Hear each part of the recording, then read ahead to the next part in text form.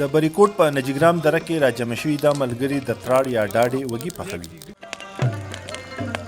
یو مشر وايي چې د مني په موسم کې وږي لا تنګوي نو هغې نه دوی د تراړ غونډه جوړوي. بیا موږ راغونډ شو دا ملګري اور بل کو دا وږي تنکي راته کو نن هم هغه شان موږ ارینجمنټ کړی دلته کې د نجګرام دره کې ما بڼ په خوله کې او دا ډېر ښه لوکیشن دی ټول ملګري هم دي. په دې موقع د موسیقۍ تابیا هم شوې وه چې پکې ځايي سندرغاړو او هنرمندانو د تراړ مزه نوره هم خوندوره کړه.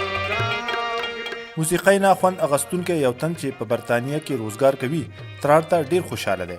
زه اوس ریسنټلی دغه ته سویزرلینډ ته تللی وم انټرلاکن ته هلته هم دغه شانتې خوړونه دي او ویلیز دي فارسټ دی. زه پکې ډېر وګرځېدم خو هغه خوند یې ماله رانه کړو کوم چې دا اوس دلته ناست یم زه محسوسوم. زمونږ کلتور یونیک دی زمونږ لکه مونږ ملګرتیا میلمستیا هغه ټول شیزونه چې کوم دي هغه په دې کلتور کې دننه موجود دي ځانګانلي نه ده. غونډه کې شریک یو کس وایي چې تراړ یو روایتي د یو ځای کېدو او د خوشحالۍ موقع ده خو د وخت سره اوس دا روایت په ختمېدو دی. دا به هر ځای کې کېدو خلک به پسې پټو ته به لاړل یو اسان دغه ملګري به راغونډ شو تراړ به یې واچو نو که د دې ډېر ښه اوږد روایت هم دی او ډېر ښه اثرات به هم لکه په منټل هیلث باندې د ځوانانو خصوصا. جوار په سوات کې د غنمو نه وروسته دویم فصل دی.